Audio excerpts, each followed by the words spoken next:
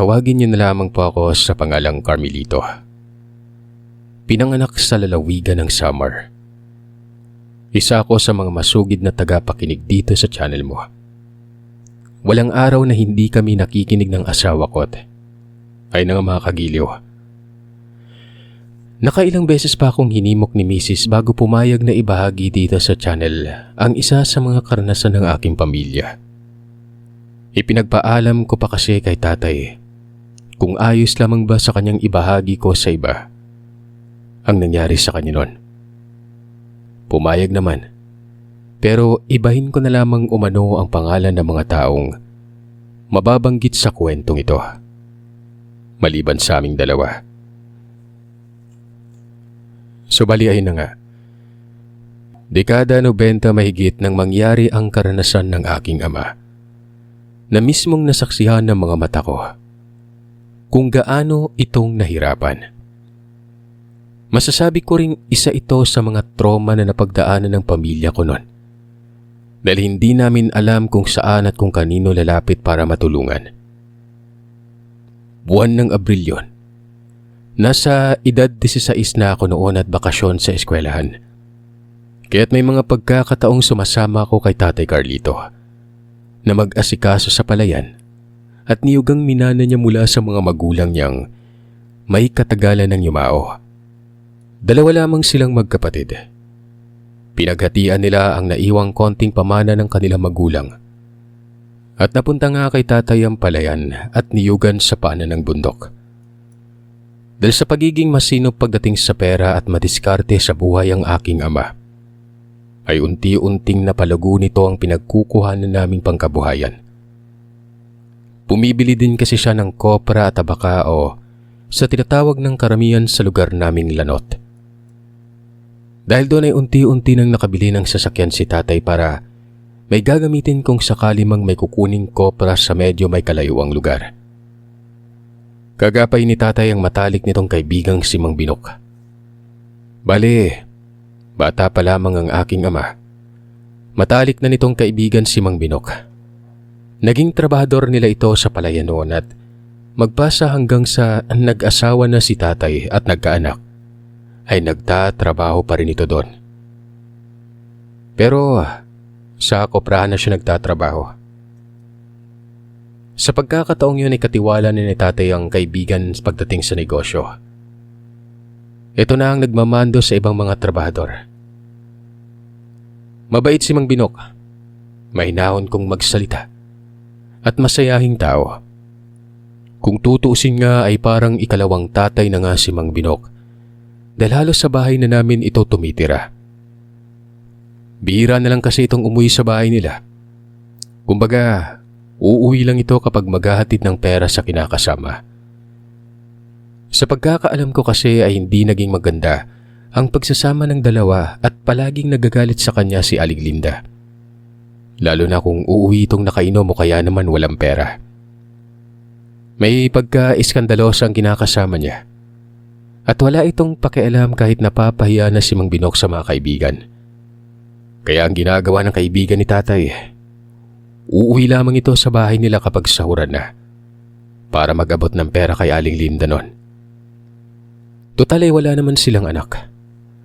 Ang batang kasama nila sa bahay ay anak ni Aling Linda sa dating asawa. Hindi ko nga alam kung bakit hindi maiwan-iwan ni Mang Binok yung kinakasama niya, gayong mukhang wala naman tong pagmamahal na nararamdaman kay Mang Binok. Parang ginagamit o inuuto nga lang siya para may matirhan ng mag-ina eh. Kapag sa bahay nga raw nila si Mang Binok at nagpapahinga, palaging nagmumuryo ang kinakasama niya at may pagkakataon pang sinasaktan nito sa labis na panggigigil. Hanggang sa dumating ang isang araw, nabalitaan kong naghiwalay si Mang Binok at Aling Linda. Umalis ang alay sa bahay nila, dala ang perang inipon ng kaibigan ni tatay. Dahil sa pangyayaring ito ay araw-araw na naglalasing si Mang Binok. Napapabayaan niya na rin ang trabaho at palaging mainit ang ulo niya. Isang beses nga ay nadatnan ko sa trabaho si Mang Binok. Mainit na naman ang ulo. Mang Binok, anong problema? Ang aga-aga naman, ang init na ng ulo niyo. May nangyari ba ditong hindi maganda? Tanong ko. Wala naman iho. Medyo pinagsabihan ko lang itong si Candido eh. Mayabang kasi kung makapagmando sa mga kasama. Bago-bago napakahambog na. Kala mo kung sino. Sabay sipat nito ng masama sa taong pinapagalitan. Nanatili lamang sa pagkakayoko si Mang Candido. Para bang tinanggap na lamang ito ang ginawang paninermon ng kaibigan ni tatay. Ni ang mga tuwiran para sa sarili, hindi niya nagawa. Tuloy ay nakaramdam ako ng awa sa matanda. Alam ko naman kasing mabait ito at hindi totoo ang sinasabi ni Mang Binok na masama ang ugali niya. Siguro dala lang ng problemang kinikimkim ni Mang Binok. Kaya kahit na konting pagkakamali lang, pinupuna kaagad nito. Mang Binok, baka pwedeng bawas-bawasan niyo ng konti yung paninermon. Baka hindi naman sinasadya ni Mang Candido yung nangyari. Sabi ko pa, nang sabihin niya sa akin kung ano ang isa pang nagawang pagkakamali ni Mang Candido. Kaya sinesermonan niya ito. Para hindi na lalong uminit pa ang ulo ng kaibigan ni tatay, hinaya ko na lamang siyang pumunta sa palayan. Hayaan niya na si Mang Candido at Mang Bert magtrabaho sa kobrahan. Kako magpalamig na muna siya ng ulo para hindi naman malasin ng araw na yun ng negosyo ni tatay. Mabuti pa nga. Mas lalo lamang umiinit yung ulo ko dito kapag nakikita ko yung mga trabahanting walang ibang ginawa kundi ang magpabanjing-banjing lang eh. Mga tamad. Kala mo mga hindi sinasawuran. Sagot niya sabay isa-isang tinignan ng mga katrabaho nun. Pagsasabihan niya pa sana ulit si Mang Candido. Pero hindi ko na ito binigyan pa ng pagkakataon. Inutusan ko siyang kunin na ang gamit naming dadalhin sa palayan para makaalis na. At baka naghihintay si tatay doon. Nang kunin na ni Mang Binok ang gamit ay ako na ang humingi ng tawad sa mga katrabahong nasermonan niya. Sinabi ko sa kanilang intindi na lamang muna at may pinagdadaanan pang problema ang kaibigan ni tatay. Hanggang kailan namin iintindihin yung matandang yon? Nakakapikon na eh. Gustong gusto kong nang patulan kung hindi ko lang iniisip yung ama mo. Sabi pa ni Kuya Gaspar.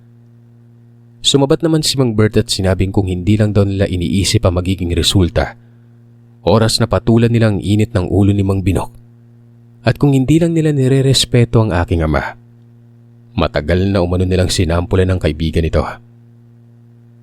Napapailing ako at nagwikang hindi ko alam kung hanggang kailan.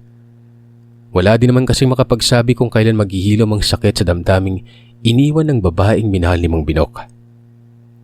Ipinaliwanag ko rin kung paanong niloko ni Aling Linda si Mang Binok noon. Binenta ng babae ang bahay at lupa't hindi pa yun nakontento. Isinama pang tangayin ng babaeng ito ang perang matagal nang iniipon ni Mang Binok. Muli ay humingi ako ng tawad sa mga pinagagagawa niya. Nang tingnan ko si Mang Candido ay hindi ito umiimik. Nakatanaw lamang ito kung saan pumunta si Mang Binok noon. Ibinaling niya lang sa iba ang tingin nang makitang papalapit na sa amin si Mang Binok, bit-bit ang mga gamit. Hindi ko na hinayaan pang makalapit ang matanda sa mga katrabahong pinagbubunto na ng galit.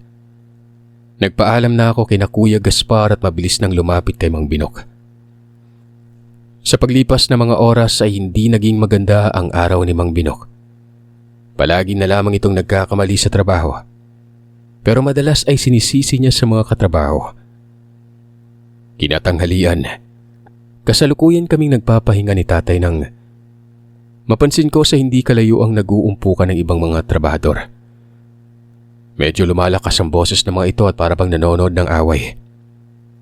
Nagulat pa ako at agad nang tumingin sa aking ama nang magtanong siya kung ano ang nangyayari habang nakatingin sa mga trabahador na nasa hindi kalayuan. Hindi ko po alam tay. Teka, dito ka lang po at lalapitan ko lang siya para alamin kung anong nangyari. Tugon ko at agad nang pinuntahan ng mga nag-uumpukan. Nang makalapit na ako ay gayon na lamang ang pagtataka ko nang makita si Mang Binok na pinagsasapak ang katrabaho nito. May mga umaawat naman pero ayaw magpaawat ng matanda. Gigil na gigil at galit na galit itong walang tigil na pinagsasasapak ang katrabaho. Hindi ko alam kung ano ang nangyayari at kung sino ang nauna sa dalawa, kaya nagkaroon ng pag-aaway. Pero sa pagkakataong yon ay hindi ako nakaramdam ng awa sa kaibigan ni tatay. Sumasobra na kasi ito. Lahat na lang ng mga trabahador inaaway niya at ngayon dito. May sinapak na siyang katrabaho at kahit na anong awat ang gawin namin ayaw makinig. Mabuti na lamang talaga at lumapit sa amin ang aking ama't agarang inawat ang dalawa. Sinermo na ni tatay ang dalawa pero mas pinagtuunan niya ng pansin ang kaibigan. Dahil higit sa lahat ay alam naming ito ang may mali. Magmula pa kasi kaninang umaga ay mainit na ang ulo niya at mayat mayang may nasasabi sa mga katrabaho. Na mga sandaling yon matapos silang awatin ni tatay, ay hindi niya na napigilang pagsabihan ito sa harapan ng mga katrabaho. Hindi naman umiimik ang kaibigan ni tatay. Sa halip ay masamang tinititigan lamang nito ang katrabahong nakaaway. Mag-usap tayo mamaya sa bahay, Binok ka, sabi ng aking ama bago ito umalis. Kinahaponan nga pag-uwi sa bahay ay kinausap ni tatay ang kaibigan niya at pinagsabihan itong ayusin naman ang trabaho. At kung maaari lang ay huwag niyang awayin o isisi sa iba ang mga kamaliang nagawa. Humingi naman sa mahinahong boses ng pasensya ang kaibigan niya. Sinabi nitong hindi na mauulit pa ang nangyaring sisihan. Hindi lang naman yun ang problema natin dito, pare. May mga nakakarating din sa akin tungkol sa ginagawa mong panermon sa mga trabador. Hindi ka naman ganyan dati. Isang tabi mo muna yung problema mo kapag oras na ng trabaho. Hindi naman sa wala akong pakialam sa problema mo pero naapektuhan ka na . Pasensya na talaga paring Carlito. Hindi na talaga mauulit yung mga nangyari. Tumangutango naman ang aking ama at naging maayos naman ang pag-uusap nilang yon. Pero magmula nang mangyari ito ay napansin kong parang lumalaylo na sa amin si Mang Binok. Kapag isinasama siya ni tatay sa lakad, nagdadahilan itong may ginagawa o kaya naman ay may importanteng pupuntahan. Iba na lamang daw ang isama ni tatay. Nung una ay hinayaan lang muna ni tatay ang pagtangging yon ni Mang Binok. Iniisip nitong baka nagtatampo lamang ang kaibigan. Dahil yun pa lamang unang beses na nasabon niya ito kaya naging ganon. Pero dumaan pang ilang beses na pag-aaya ni tatay. Ganon talaga palagi ang naging tugon niya. Nung hindi na nakapagpigil si tatay ay tinanong niya na talagang kaibigan kung anong problema. At bakit parang umiiwas ito. Ang palaging sagot lamang ni Mang Binok sa aking ama. Masyado lang talaga siyang maraming ginagawa. Kung kaya't hindi niya mapagbibigyan ng nais ni tatay. Sana naman huwag ka magtampo kung napagsabihan man kita. Kilala mo naman ako, di ba? Yung ayoko sa lahat ay yung isasama sa trabaho yung mga personal na bagay. Tingnan mo tuloy kung anong naging resulta. Sabi ni tatay noon. Ayos lang yon, naiintindihan ko naman. Tugon ni Mang Binok. Teka. Saan ka ba nagpupunta nitong mga nakaraan at palagi kang abala? Huwag mong sabihin sa akin nagpapakalango ka pa rin sa alak. Tanong ni tatay. Ngiti lamang ang naging tugon ng kaibigan niya bago ito nagpaalam ng aalis. Pero bago ito tuluyang umalis ay narinig kong makahulugan itong nagwika sa aking amang mag-iingat siya at ang pamilya niya. Sa pagkakataong yun ay napakunot-no ako. Para kasing may ibig sabihin ng uling katagang binigkas niya. Si tatay naman ang tingnan ko. Tahimik lamang itong nakasunod ng tingin sa kaibigan. Kasabay ng pag-iwas ni Mang Binok sa aking ama. Gabi-gabi na kaming nakakaramdam ng kakaiba sa labas ng bahay. May panaka-naka akong naririnig na pag-angil ng hayop tuwing sasapit ang hating gabi. Malakas din ang simoy ng hangin na parabang may nagbabadyang paparating na bagyo.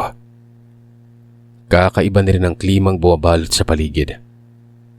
Napakaalinsangan at parang wala man lang hangin ang nakakapasok sa loob ng bahay.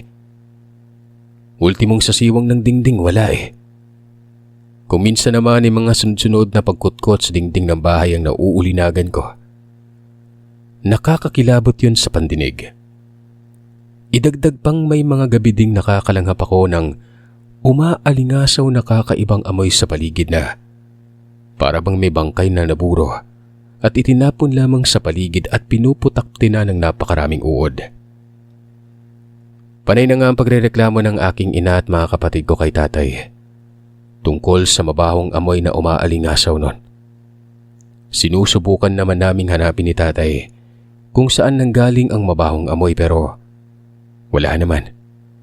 Kahit anong paghahanap ang gawin namin wala kaming makita. Isa pa kapag araw naman wala kaming naaamoy. Ipinalinis na nga ni nanay ang paligid ng bahay para hindi tapunan ng basura Kung ano man yung naging sanhi kaya may umaalingasaw na mabahong amoy kaming nalalanghap sa kinagabihan. Napapansin mo bang ilang gabi nang umaalulong yung aso ng kapitbahay natin, paring Carlito? Tanong ng kumpare ni tatay na si Mang Emilio. Isang hapong naabutan namin itong nakatambay sa gilid ng daan sa harapan ng bahay. O nga pare, ilang gabi ko na rin naririnig yun. Tsaka hindi lang yun May kakaiba din akong nararamdaman sa paligid ng bahay namin. Lalo na kapag pumapatak yung alas 9 ng gabi.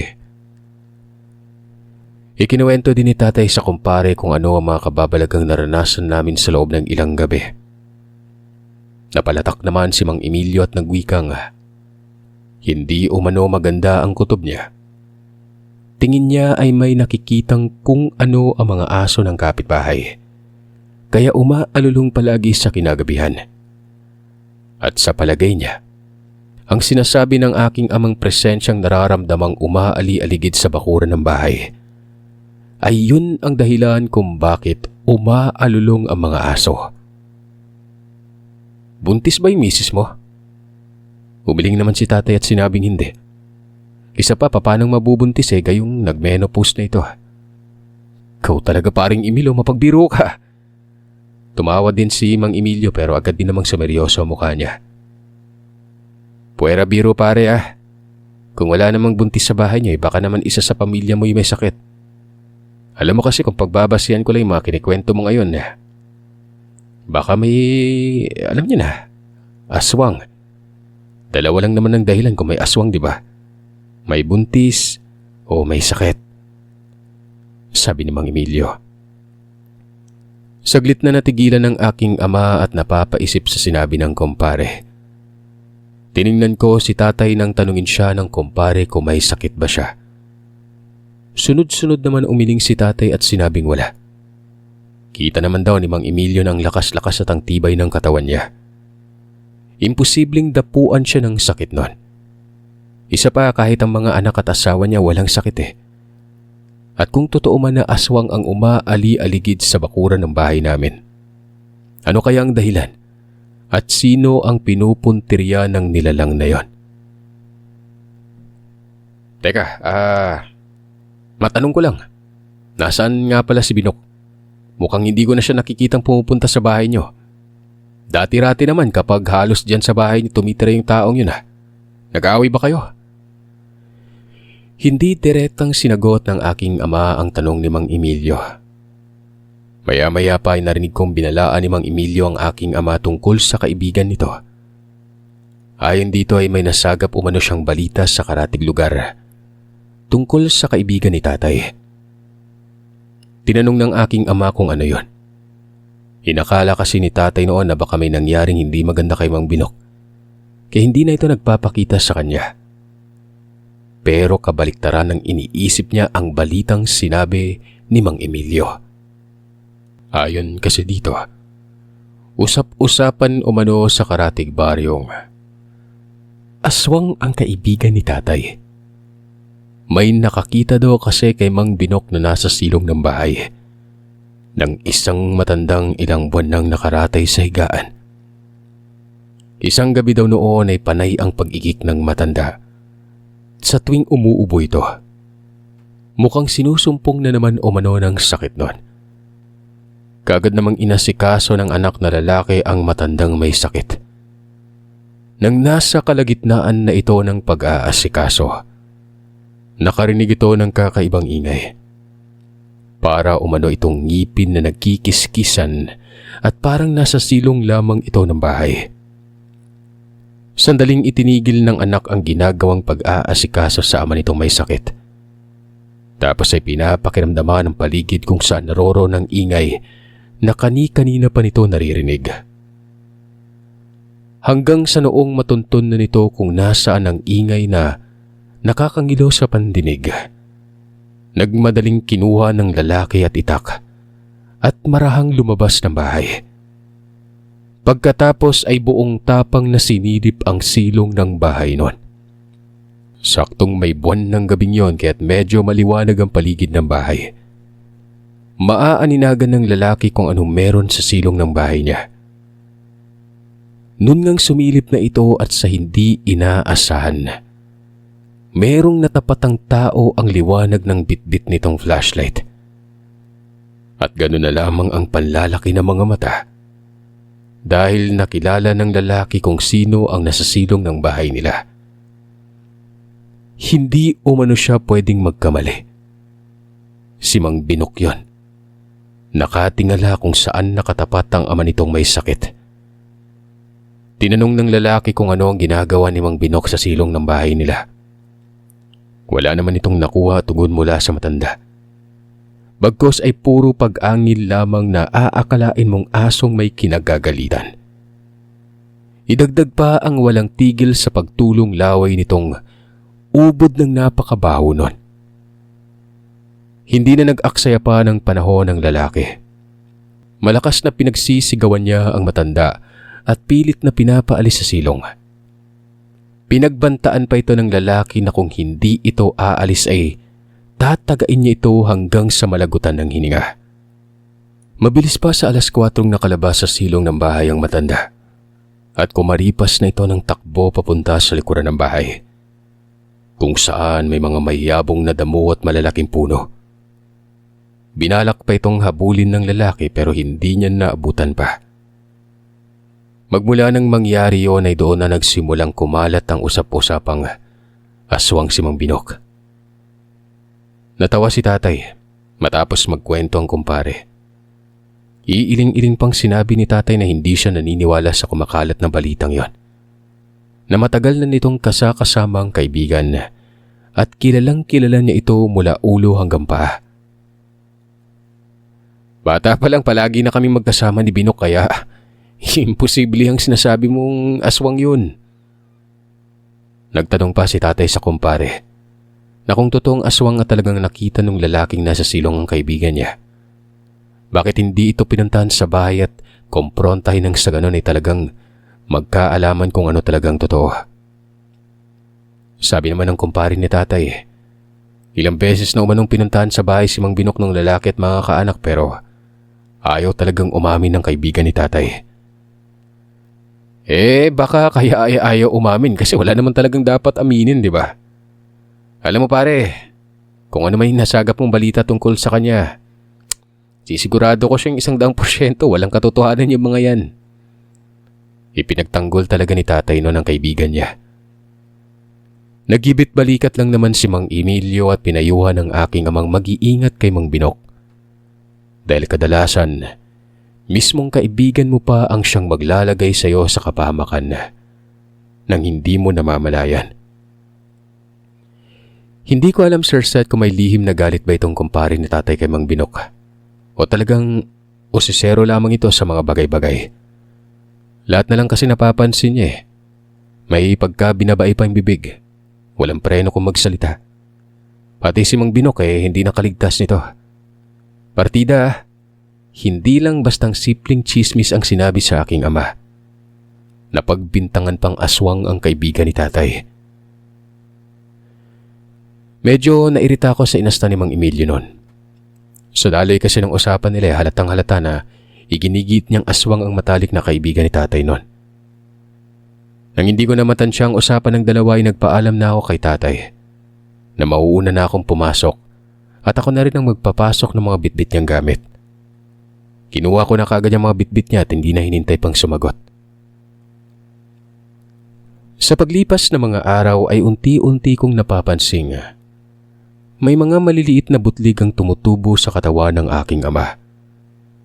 At kada ika 6:00 ng hapon ay sumasama lagi ang pakiramdam nito. Hanggang sa umabot na sa puntong nilalamig na ito at nilalagnat. Akala ni nanay simpleng sakit lang ang karamdamang tumama kay tatay.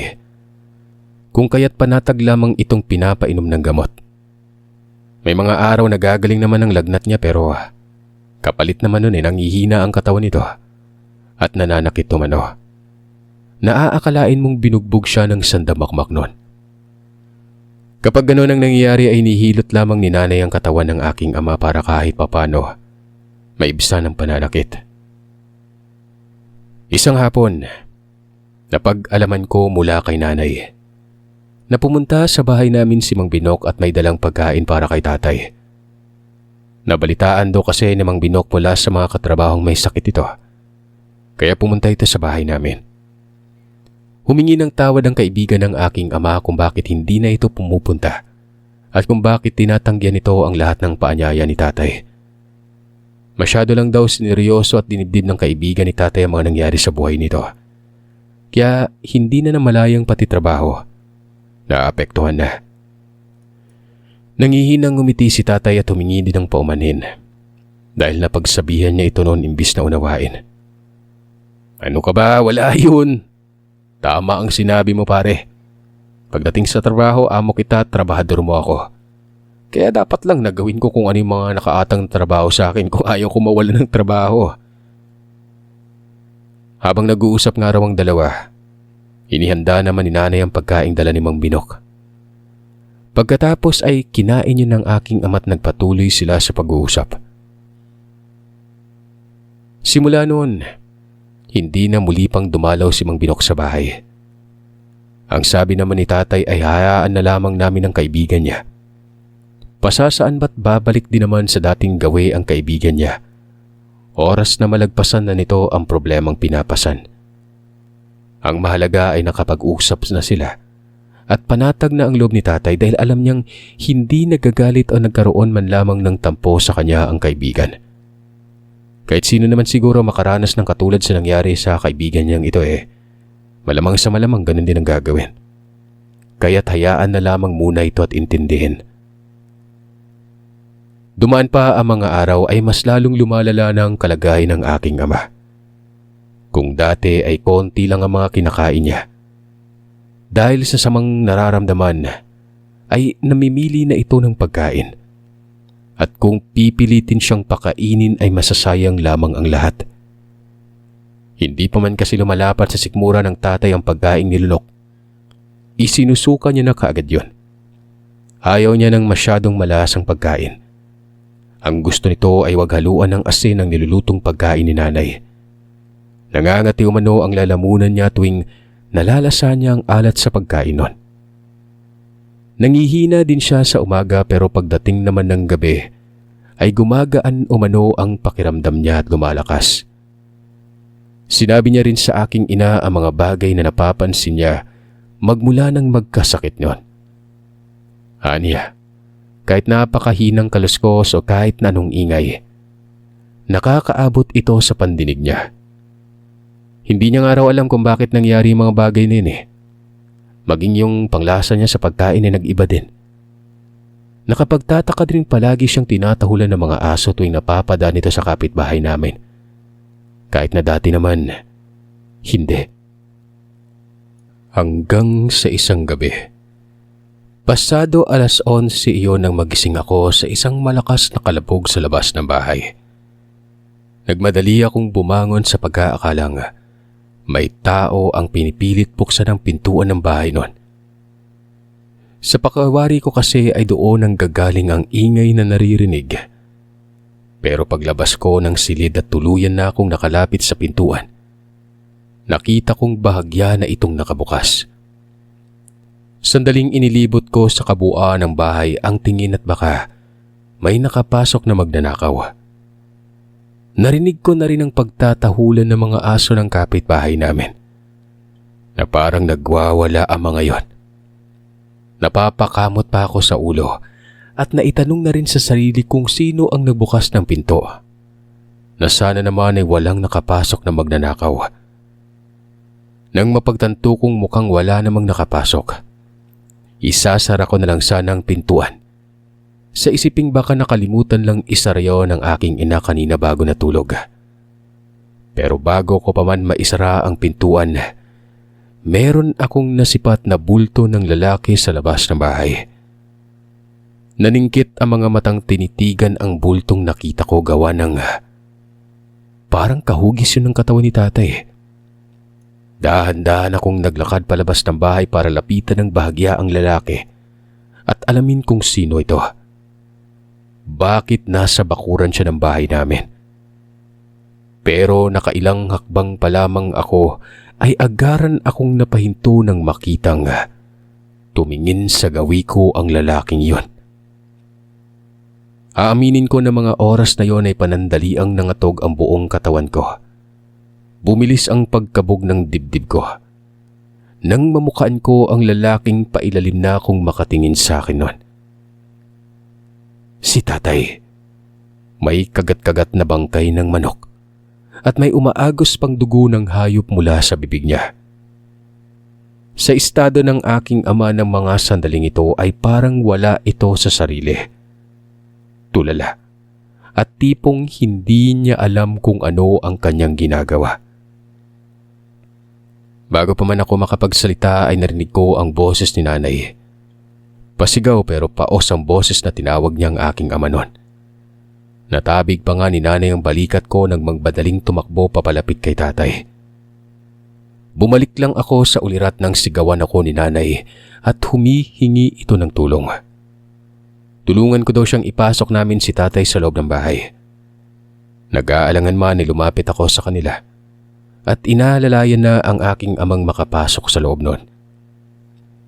Nang makapasok na kami at maiupo ng aking ama ay nakatulala pa rin ito.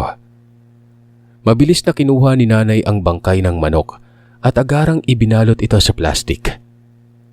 Tinanong ko si nanay kung ano ang nangyari kay tatay. Bakit may kagat-kagat siyang bangkay ng manok? Makahulugang tinitigan ako ni nanay pero hindi niya sinagot ang tanong ko. Nay, aswang ba si tatay? Hinampas ni nanay ang balikat ko at sinabihan akong tumigil sa mga pinagsasabi. Kailan pa umano naging aswang ang aking ama? Kung ganun, bakit siya may kagat-kagat na hilaw na manok? Tumigil ka dyan at huwag ng maraming tanong pa. Saway niya. At sinabihan na akong bumalik na sa higaan at siya na ang bahala kay tatay. Gusto ko pa sanang tulungan si nanay sa pag-aasikaso kay tatay. Ang kaso, pinanlakihan niya na ako ng mga mata at sa mariing boses ay sinabihan niya akong sundin ko na lamang ang sinasabi niya.